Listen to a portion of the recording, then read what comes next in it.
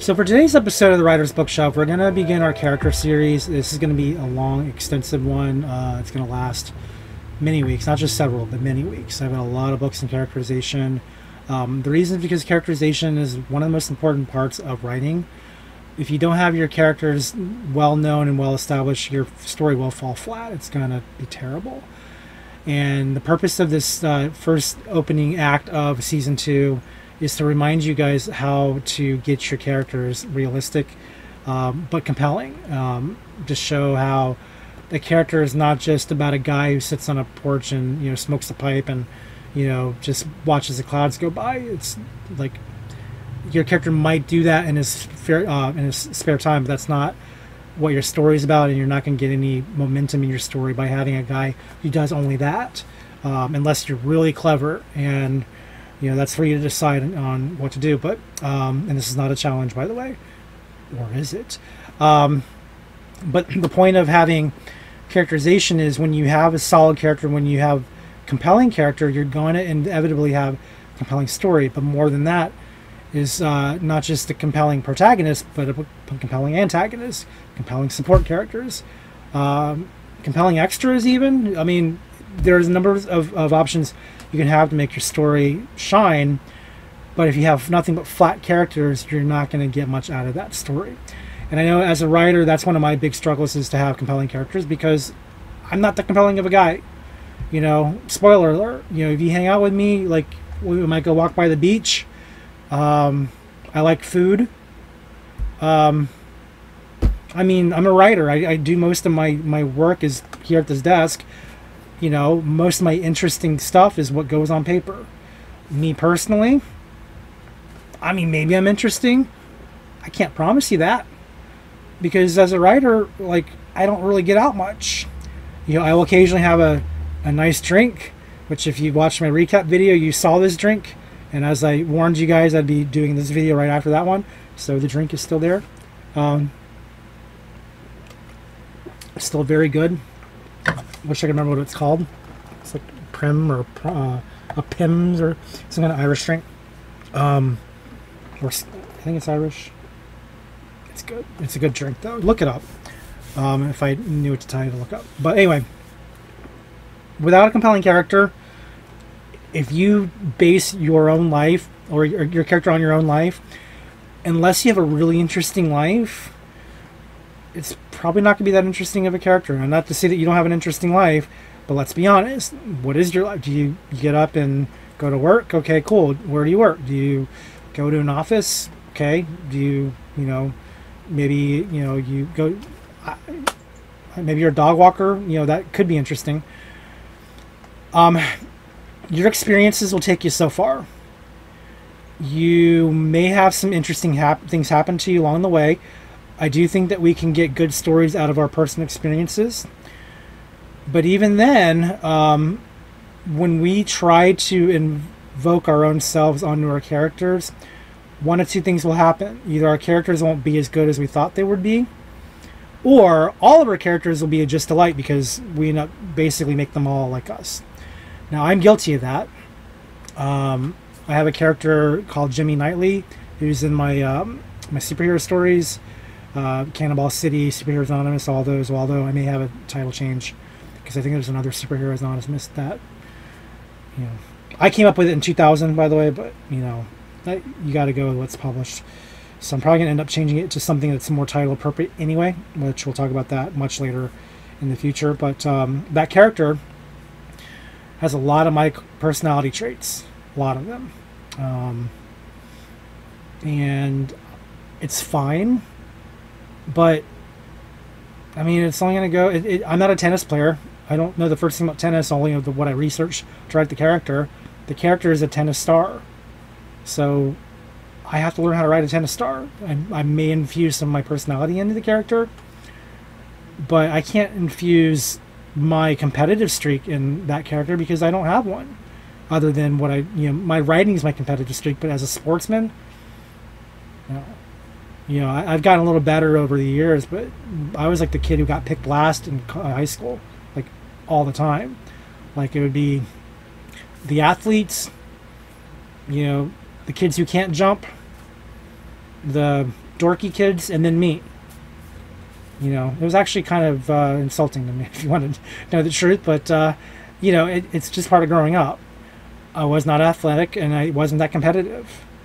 And again, as I got older, I got better.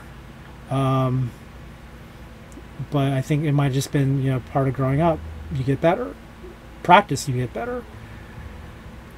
But if I took my experiences and put them in the tennis star, that tennis star would be pretty crappy.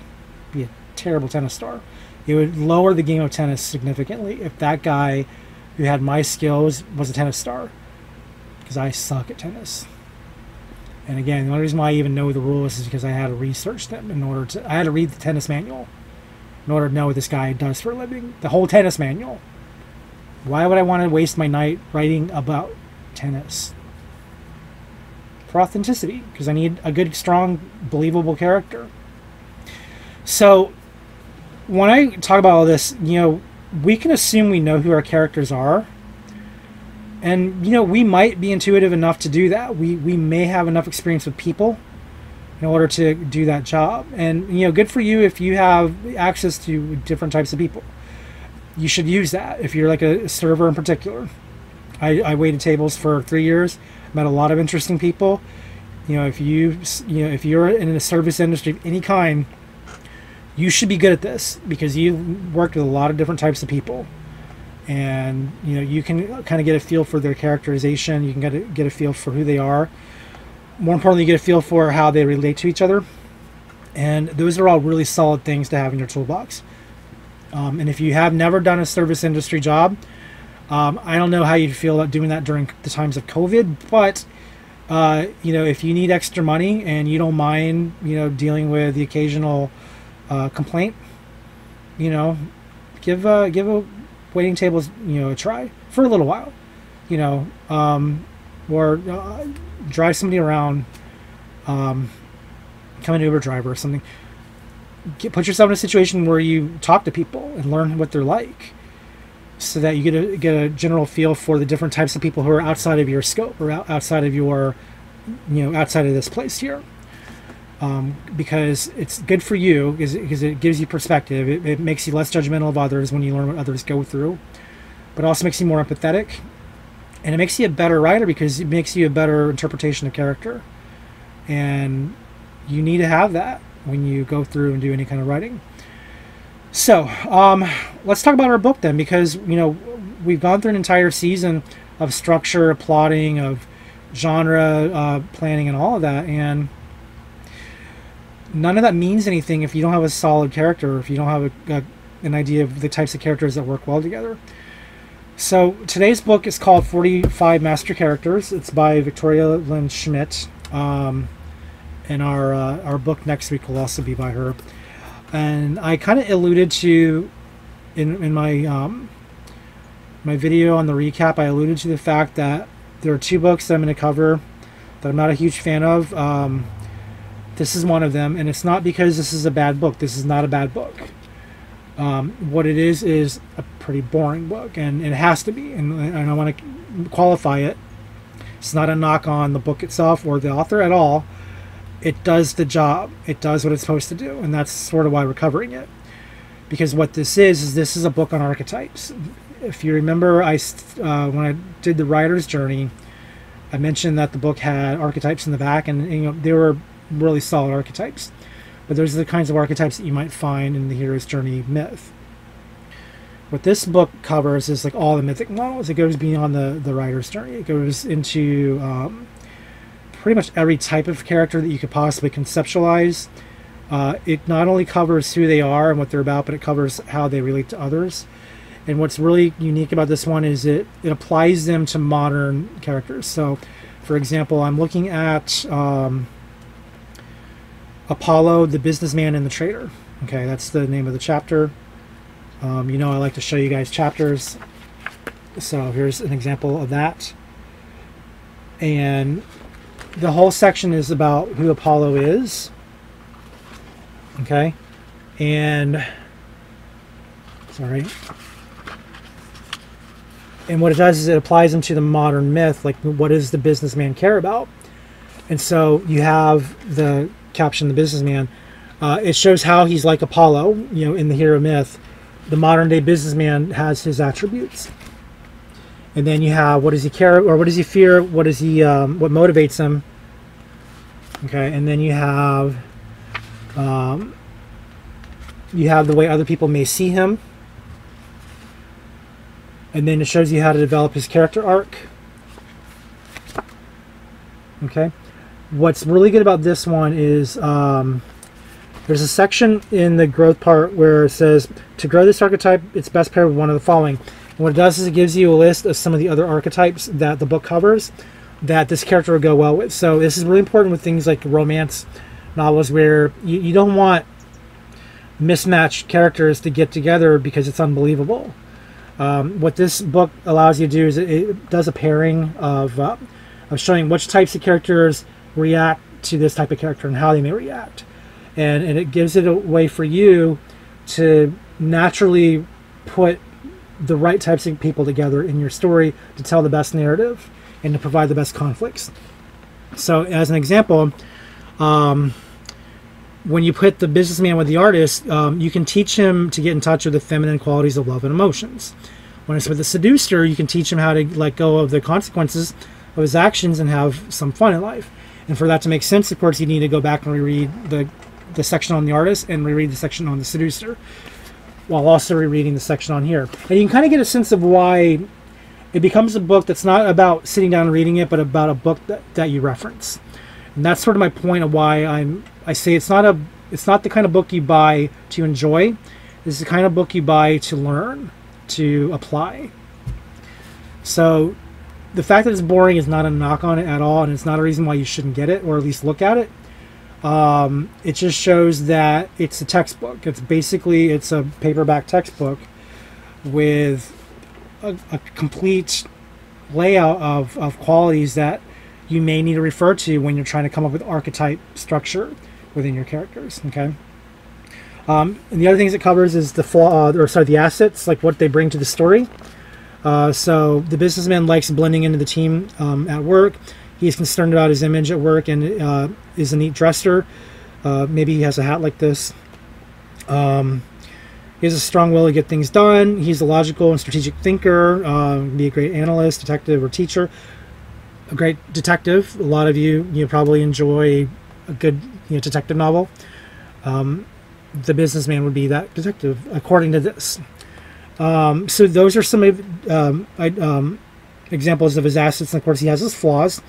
One that you probably recognize if you know a businessman is he obsesses about his career, and that doesn't have to be just the businessman. It can be a businesswoman too.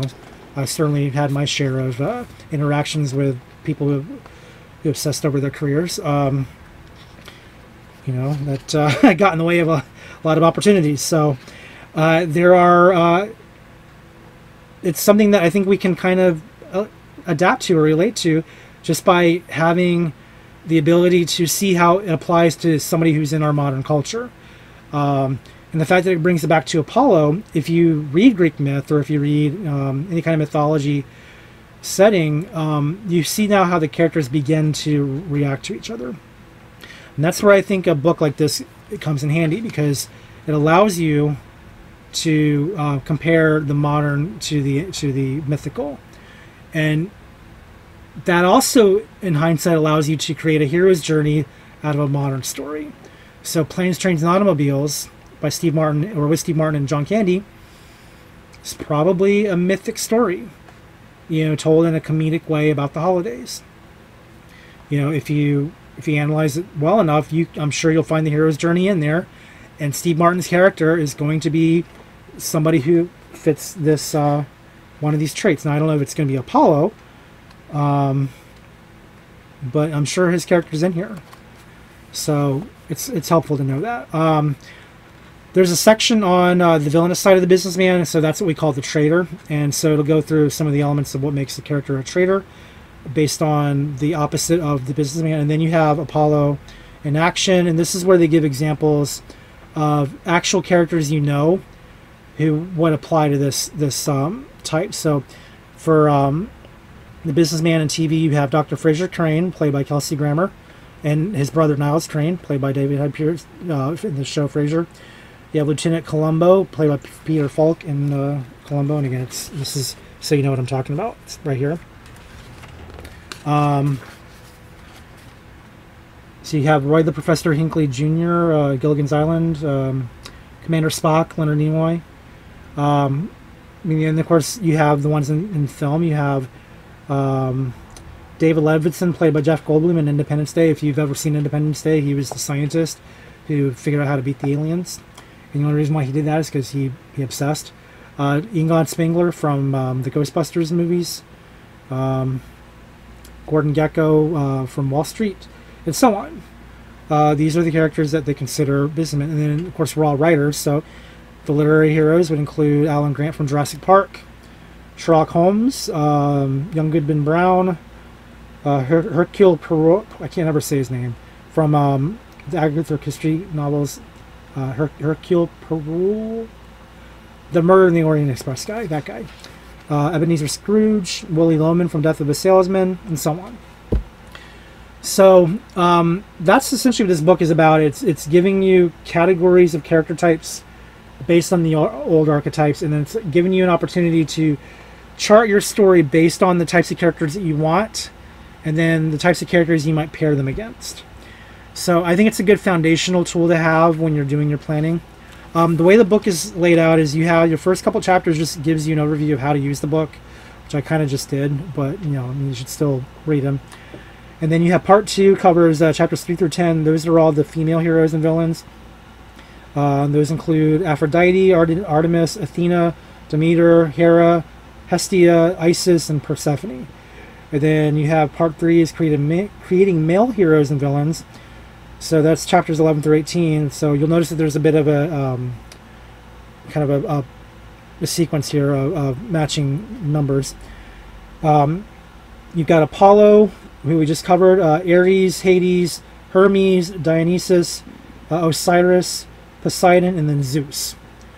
And so you can see how modern characters may apply their attributes to the characters. And then part 4 is about developing the supporting characters. So this is where you go into some of the more nuanced characters. I think these are the Zodiac characters or the tarot characters. I don't really keep up with that stuff, so I couldn't tell you for sure. Well, anyway, the archetypes are the Magi, the Mentor, the Best Friend, the Lover. Those are the friends, and then the rivals are the Joker, the Jester, the Nemesis, the Investigator, the Pessimist, and the Psychic. And the symbols are the Shadows, the Lost Soul, and the Double. So I think that's it's all in here. It's all this section right here, middle stuff. But that's how you develop your side characters, and then you have your feminine and masculine journeys is the last part, and that shows you how to develop journeys based on your archetypes that you have. So it's kind of like the reverse of the writer's journey, where the writer's journey focuses more on the journey itself and then throws in the archetypes at the end to kind of pad it, whereas this does the other way. This one focuses on the archetypes and then uses the journeys to kind of pad it and give you something to use your archetypes with. And then there's an appendix for worksheets. So if you're the kind of person who likes to have worksheets, you have those, and then it also has here's what it looks like. Here's some of your bullet points there at the end. Like Act 2, Stage 4, small successes, small taste of success gives them the taste of desire to reach higher. It's all worksheet stuff. You can do with it what you want. There's not really a rule set on how to use these. There is an interesting chart at the very end on how the journeys are, how they differ. So between the masculine and feminine journeys. So you have a reference there. And then societal and gender differences. So I think overall this book, I wish that I liked it more, because I think it's a very valuable book to have. And again, I don't want my opinion of it to dissuade you from checking it out. The purpose of having it is like any other book on my shelf. It's not to necessarily take it in all together. It's to use as a reference so that you have something to refer to when you're planning. Because because you don't want to just go in blind and suddenly invent a character that makes no sense, because you know that your story's not going to work if your character sucks. And I think having a book like this will help you begin a character, or at least have a sense of what your model is before you really flesh them out, so that you have at least a playing field to work with. If you think of the board game Clue, you have was it Colonel Mustard, Professor Plum, I want to say Betty White. It's not Betty White. Mrs. White, Mrs. Peacock, Miss Scarlet, and then Mr. Green. They're all based on colors, okay? They're all the basic colors of the rainbow. But if you watch the movie, they have their own personalities. So like Miss Scarlet, you know, she's the sexy one. Miss Peacock is kind of the older kind of old maid kind of character. I don't know if she's an old maid, but she's the older character, kind of, you know, has been around, not easily jaded, or not easily convinced, rather. You've got Miss White, who I think in the board game is the maid, but in the movie she's like the femme fatale, not like Scarlet, who is the femme fatale, but like the mysterious one. Miss White is the one you're just not really sure what her allegiances are, but she's kind of buttoned up and, you know, a little wayfish, but you know, you're not sure what she's hiding under those buttons there. It's probably, you know, the candlestick that she's going to bludgeon you with in the library. And then you have Professor Plum, who he's kind of the flighty, you know, Christopher Lloyd type, and Mr. Green, who he's another character who ends up kind of switching on you at the very end if you've seen the movie. But he's I think in the game he's I think he's more like the aristocrat, I believe. Aristocrat. Sorry, aristocrats are in the news. The aristocrat, I believe, is his character in the game, but in the book, or sorry, in the movie, I don't want to spoil the ending. His ending is a little different than what his character looks like in the movie. But he's kind of like the everyman, basically. And then you have Colonel Mustard, who's like the old war hero. It's Colonel. So each character, they play an archetype onto each other, so no one overlaps. They all complement each other. And so my point that I'm bringing up with the board game Clue is sort of the same point I'm bringing up with the book here, is by having a difference of characters, your pieces make more sense together. So if you begin your planning with this book by your side, I think you're going to have a stronger story. Again, you're not going to read it cover to cover, most likely, and I if you do, you know, you'll be asleep within 5 minutes. But you know, if you have it on your desk as you're typing and you're like, well, let me just review real quick who these characters are. Well, there's Hara the Matriarch and the Scorned Woman. Well, okay, Matriarch, I kind of know what that is. It's like the you know, one who oversees, you know, all the others. But then the Scorned Woman, you know, what's that about? Let me read that. And if you go through and remind yourself what these points are, you can begin to see the beginnings of your story just by using those archetypes. And I hope that makes sense. I hope that when you think about how Greek myth has flourished over thousands of years, it's because the stories themselves, they work because of the characters who run them, who are at the center of these stories. Without dynamic characters, or without characters that feed off of each other, you know, without chess pieces, you know, without you know, take your pick. If your pieces don't complement each other, then how is your story going to ever work? You can't just take what you know of yourself and maybe your family or maybe your friend up the street. You can't just take, you know, these characters who are kind of, you know, the same, cut from the same cloth, and expect them to work well together as a story. They might work well together in real life, but from a story point of view, there's no conflict, there's no tension, or not as much as you want to probably get out of your story. So how are you really going to get the most out of this? This is why, like, when you talk about heroes and villains, the hero and the villain are diametric opposites of each other, because that's what gives it the most compulsion for the reader to get to the end. So, you know, this is why I think even if the book is boring, it doesn't make it less essential. So 45 Master Characters by Victoria Lynn Schmidt. You've been warned, but you've also been informed. So I do think you should get it. It should be on your list. And we're beginning the character series with this book in particular because it's about setting your chess pieces on the table. You have not fleshed anybody out yet. That's coming later. But at least you know who your players are, and that's important. Okay? All right, if you like this video, make sure you hit the like button, and if you have any comments, go ahead and send them below. Next week, we're going to be covering Victoria Lynn Schmidt's other book, which is a complement to this one, and we'll talk about that next week. But again, I want to thank you for watching this far, and thank you for keeping up with the series. Don't forget that you can always send me a message if you have a recommendation for a book. I do have my series planned out ahead of time, but at some point I'm going to have to fill in gaps. So if you're an author who wants to be covered, if you are someone who has a book that I should be talking about, do send me a message. Just make sure I know who you are and which book you wrote. And I hope you have some kind of social proof, just to make the book stand out more. But even if you don't, I mean, if it covers the basics well, it's worth looking at. So if you have a book, or if you've seen one that you think I should cover, do let me know. You can go to my website, jeremybercy.com, and hopefully by the time you see this video, it'll be live. Still doing my fingers crossed. As of this recording, it is not live. But when this should air at the beginning of May, or late April, I think April 30th, I think is about what the date would be. If it's not open yet, it will be very soon. Put it that way. So it's still bookmark the site, and yeah, just let me know if you have a preference or if you have a request. With that said, thanks for watching, and do come back next week for the next episode, and we'll keep going in this series.